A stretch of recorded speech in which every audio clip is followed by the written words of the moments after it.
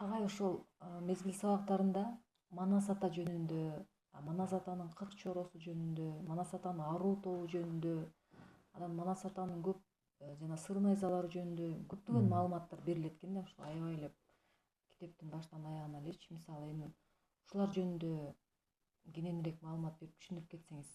Мгм. Манас ата жөнүндө маалыматтар көп. Мынтип айтылат да.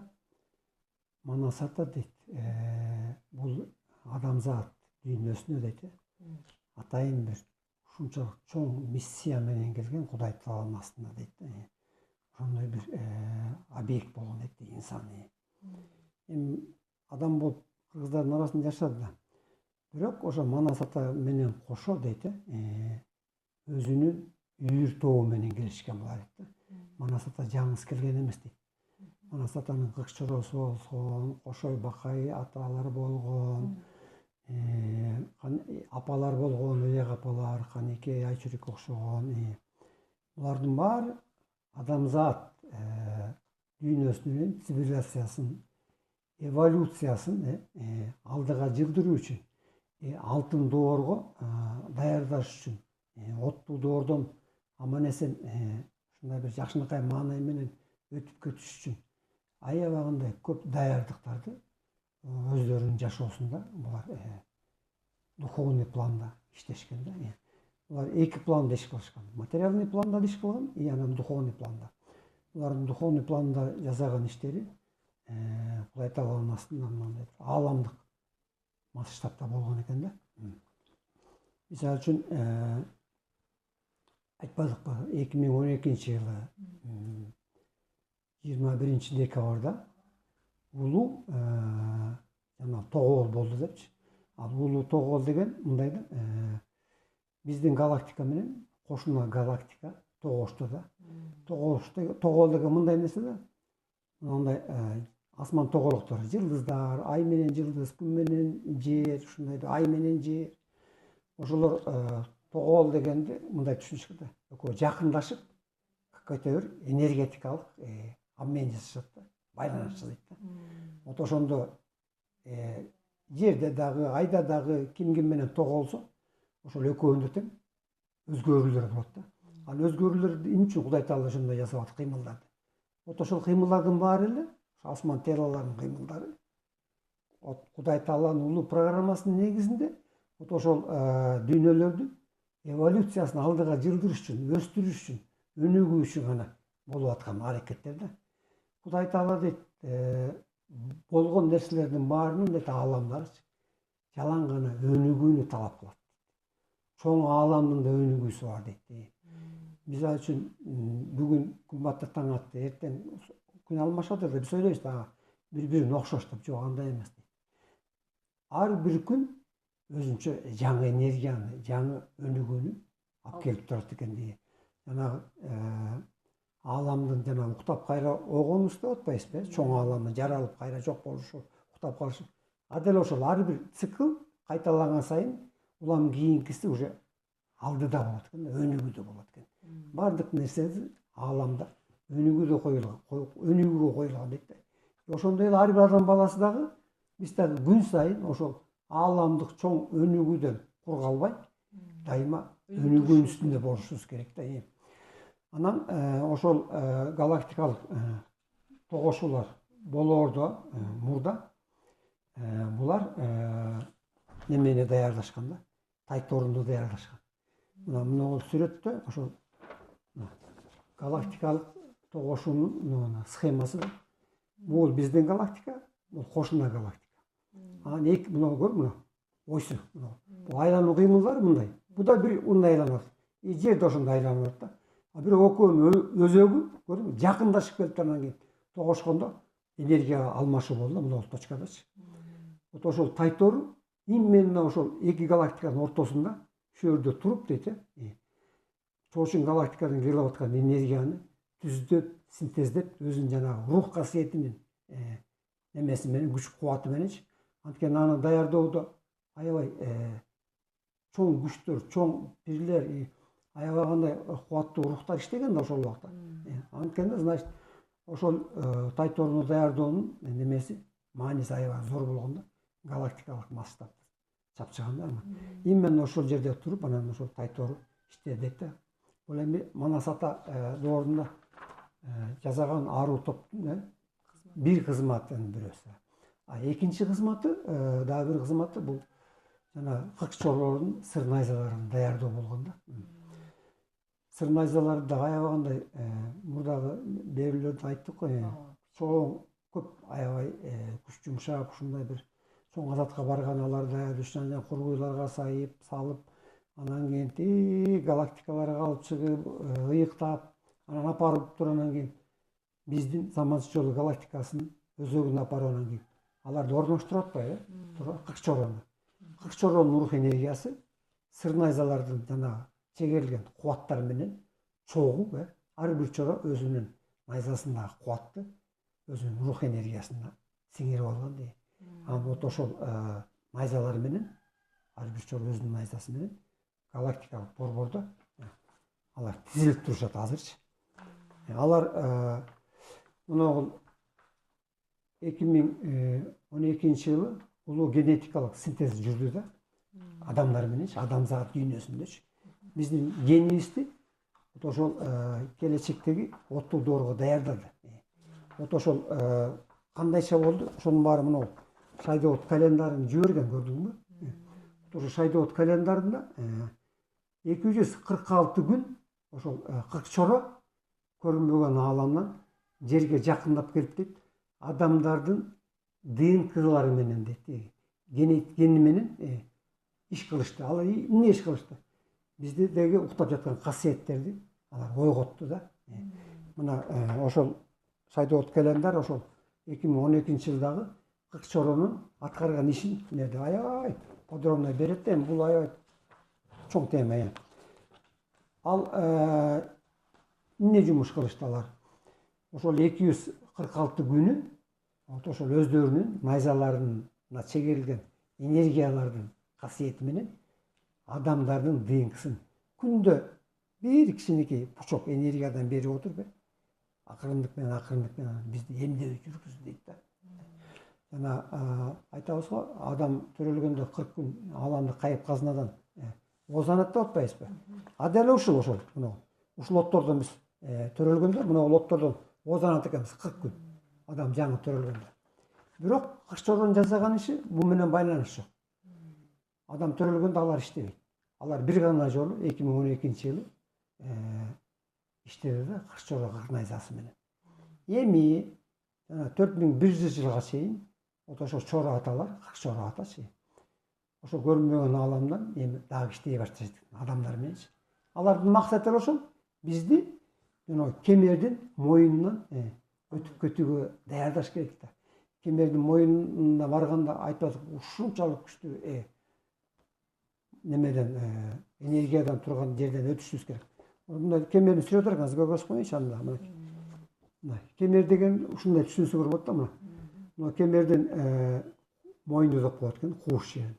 Анан кенен жерин кемердин кенен жерине келгенде биздин эмебизчи баардык нерсе өнүгүү бир аз басаңдап, ылдамдык азайып, анан кайра мына биз ошол кенен жерин өттүк кемердинчи.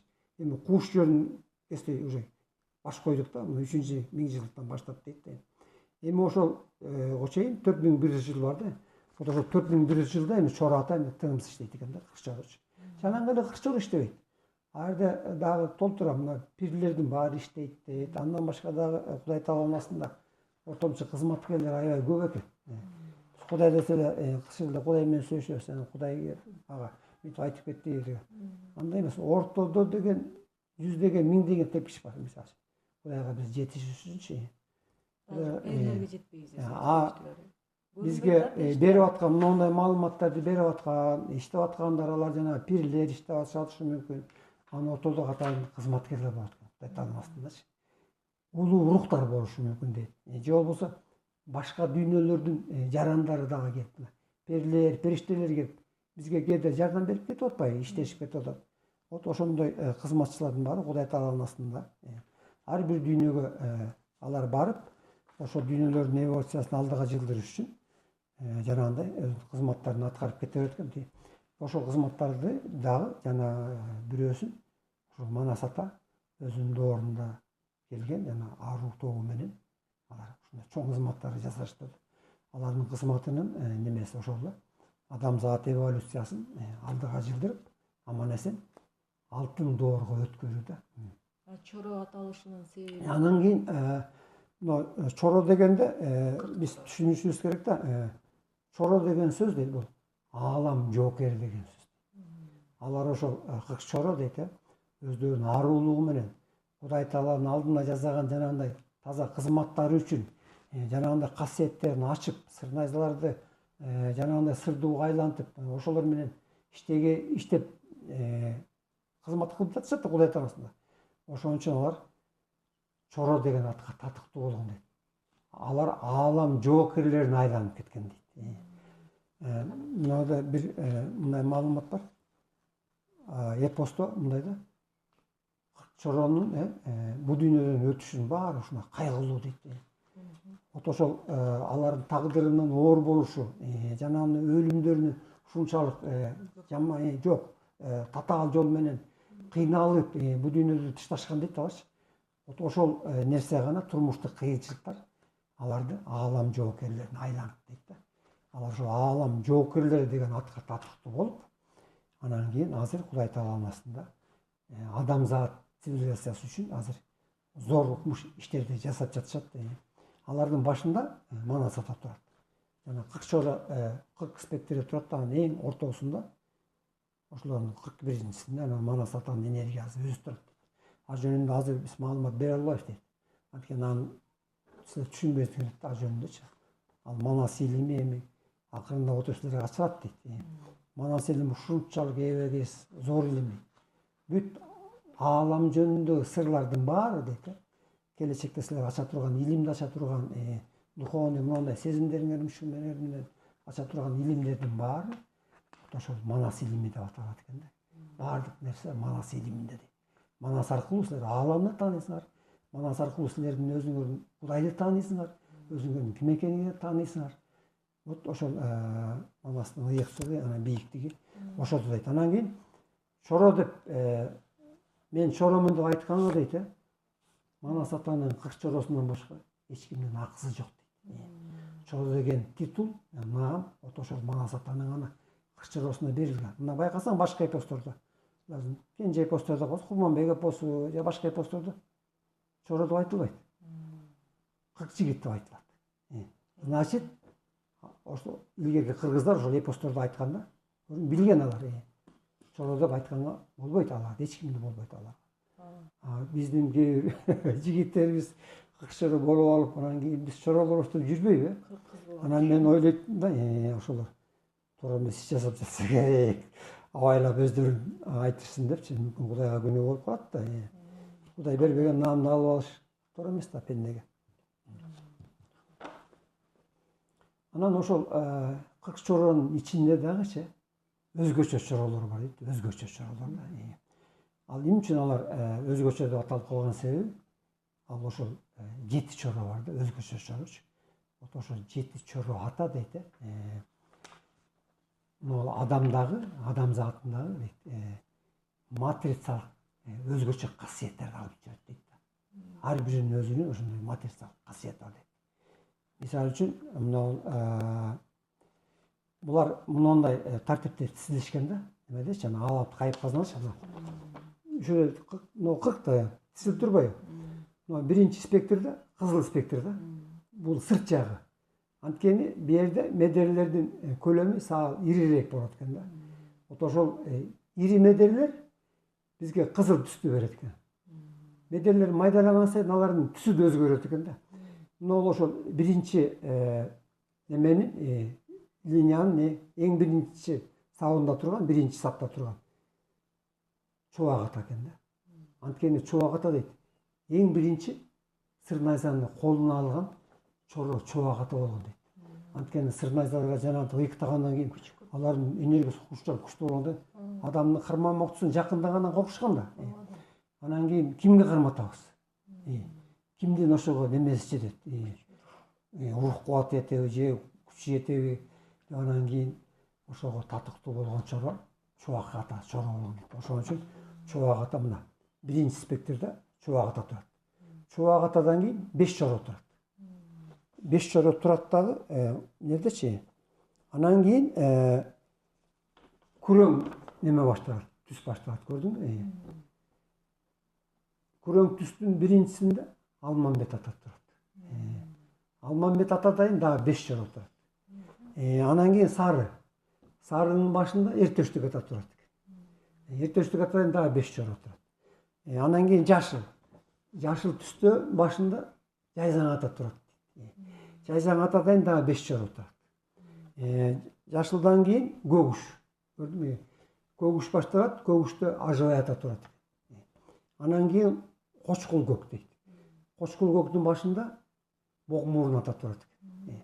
Анан эң акыркы түпкү ичиндегичи катмар бул моундай фиолетовый катмар да. Бул жердин медерлери бияка караганда өтө майда медерлер, өтө майда жыйырчыктарды жараткан медерлер экен да. Вот ошол 7-чи түстүн эң биринчи спектрдин башында турган чоро ырчы уул чоро экен. Романдын ырчы. Романдын ырчы уулу деп айтабыз го биз. Чынында анын аты Токтогул экен. Токчоро атасынын аты Токчоро экен. Анан Токтогулдун Токчоросу деп айтчу экен да. Айкөл Маскевден бар бул маалыматчы. Анан кийин бул аябай моундай шайыр өзү анан келин кыздар менен ырдап ушундай той-пой жакшы көргөн эме экен. Анан минтип ырдачу экен. Ырым аман, мен аман деп ырдачу экен да. Анан ошондо ыры аман болсо бул аман. Романдын ырчы уулу деп анан жеңелери тергейт да атынан айтпай. Ырчы уул деп тергешип анан кийин ыры амандын ырчы уулу болуп калган да. Анан кээ бирөө роман десе романдарды айтып жүрбөй. Аларга эч кандай тиеш жок. Бул анын роман деген мунун атасы да эмес эмес, жөн эле ырым аман деген сөздөн алынган да. Романдын ырчы уулу болуп анан ошондой аталып калган. Ошол эң акыркы фиолетовый спектрде турган чоро ата. Значит, анын ошол ырчы уулу ата турган спектр эң күчтүү спектр да, эң түпкү. Анан кийин ошол спектр бүткөндөн кийин Манас энергиясы башталат да. Жанагы галактиканын эң түпкү өзөгүндө. Анан ошол 7 чоро эмени алып жүрөт дейт да, жанагындай матрицалык касиеттерди алып жүрөт дейт да. Булар мисалы үчүн чубак атанын немеси феномени бул жанагы эң биринчи найзаны кармаган ошончо күчтүү энергияга неме берген, туруштук берген ата бул чубак ата экен да. Анан кийин экинчи күрөң турбайбы? Күрөң деген бул Алмамбет атанын да өзүнүн касиети бар экен да. Алмамбет атанын касиети бул бүт дүйнөдөгүлөргү дейт да. Жалаң эле жер дүйнөсүндө эмес. Башка жана кара дүйнөлөр бар, ар кандай дүйнөлөр бар да. Бардык дүйнөлөрдөгү болгон кара күчтөрдү бууп койгонго дейт да. Токтотуп койгонго. Ошо Алмамбет атанын касиети, ошо кара күчтөр менен күрөшүү касиети ошо Алмамбет атанын аябай зор дейт. Мисалы үчүн жанагы эмеде 40 найзаларды жер кууга салганда дейт да. Ошондо кара күчтөр атака жасайт экен, алдырчыларчы. Алар аруу адамдар ак ишти жасаганда алар ошого мишайт этиш үчүн дайыма атака коюшат экен. Кара күчтөрчү, кара күчтөрдүн өздөрүнүн дүйнөлөрү бар алардынчы. Анан ошондо дейт тигилер неме жолтоо болбош үчүн дейт Алмамбет ата дейт өзүнүн жашоосунда дейт үйрөнгөн бир дуасы бар болчу дейт да. Аны бир гана жолу окуганга ал милдеттүү болчу дейт да, укуктуу болчу дейт. Дал ошол дуанын күчү менен дейт бүт ааламдагы болгон кара күчтөрдүн баарын уктатып койгон дейт да. Анан ошонун Алмамбет атанын касиети калкан касиет дейт да. Калкан деген бул кара күчтөрдүн коргоп тура турган касиет экен да. Алмамбет атанын калкан касиети. Анан кийин мына Эртөштүк ата. Эртөштүк атанын дагы анын эме касиети, эң биринчи матрицалык касиети бул. Эртөштүк атанын мээсинде дейт бир дагы нейрон клеткасы иштебей калган эмес. Бүт баары тирүү кезинде дейт, жер стандартында жүргөн убакта дейт, жердин үстүндө турган убакта анын бүт нейрондору 100% иштеп турган дейт. Вот ошол нейрон касиеттерин бизде ойготуш үчүн бизге ошолорду үйрөтүш үчүн ошол илимди эми эртештүү ата адамзаты менен аябай иштейт дейт. Биздеги нейрондо яткан касиеттерди ойгото турган матрицалык күч ошол немеде дейт. Эртештүү ата. Бул 3-чү чора болду. Мына 3 чоронун касиети. 4-чү чора мына жашыл спектрде да, жашыл спектр. Жашыл спектр жайсаң ата турат. Жайсаң атанын кызматы мындай экен. Бул ата медер касиеттерин аябай өздөштүргөн ата экен да. Бул медер касиеттерин өздөштүргөн, ошонун сырын билген, медерлердин сырын ачып үйрөнгөн, окуп канча кылымдан бери. Вот ошол медер касиетин матрицасын алып жүргөн ата бул неме ата экен, жайсаң ата экен. Көрдүңүзбү? Жайсаң атадан кийин көгүш түс башталат да. Арда ажыбай ата туруп атпайбы? Биринчи сабында. Көрдүңүзбү? Вот телепатиялык касиетти алып жүргөн. Эми адамдарда кийинки келечекте телепатиялык касиетти силерди ойгото турган матрицалык күч, касиетти кубат алып жүргөн ата ошол ажыбай ата дейт. Эми ажыбай ата дагы адамзаты менен өзүнүн жана касиети менен иштеп дейт. Силерде телепатиялык касиет ойготот дейт. Анан кийин мына бок мурун атачы. Бок мурун атаны эпосто көп маани бербейт го бок мурун. Жерке бала анан тигиндей мындай сөздөр туура эмес сүйлөп коет, анан тиги буу деп. А чынында бок мурун атачы бунун немеси апасы периден төрөлгөн. Бок мурун ата. Периден төрөлгөн. Бул ошондо адам периде, атасы адам, апасы периде. Ушунда анан атайын жана кошой ата. Вот ошонун касиетин жанагындай кара күчтөр билип коюп, анын жашоосунда жанагындай жасай турган иштерине немесин тоскоолдугун тийгизбеш үчүн анын атын атайын ырымдап жанагындай ат коюп койгон дейт. Көрдүңүзбү? Кошой атанын да немелик касиети көп да, көз ачыктык касиети болгон, ар кандай немелер көп күчтүү касиеттер болгон. А бок мурун атанын бул жашоодо келгендеги жасап кеткен немеси бул чоң казаттын дейт, чоң казаттын немесин ачты дейт да. Тушоосун кести дейт. Материалдык дүйнөдө тушоо кескен себеби мындай да. Көкөтөйдүн ашы көп чатактын башы деп атпайбы? Чоң казатты качан баштады? Ошо Көкөтөй атанын ашында башталган да, жана немелер менен, калмактар менен чатакташып кетип анан кийин Манас ата шашпа мен силерге барам. Анан кийин чоң казатка материалдык дүйнөдө дагы аш берип бул казатты баштап атабы? Эми дейт, духовный жука планда алганда дейт эми. Адамзатынын казаты, чоң казаты астыда дейт. Биз алтын доорго барыш үчүн чоң казаттан өтөбүз да.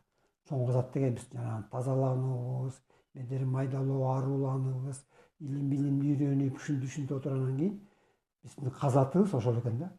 Немеден улуу кемердин мойнунан аман эсен өтүү. Бул адамдын ошол эки дүйнөдөгү тең чоң казаттын дейт, тушоосун кескен бул ошол бок мурун атанын касиети дейт. Ал эми эң акыркы сыя спектрде ырчыгул ата.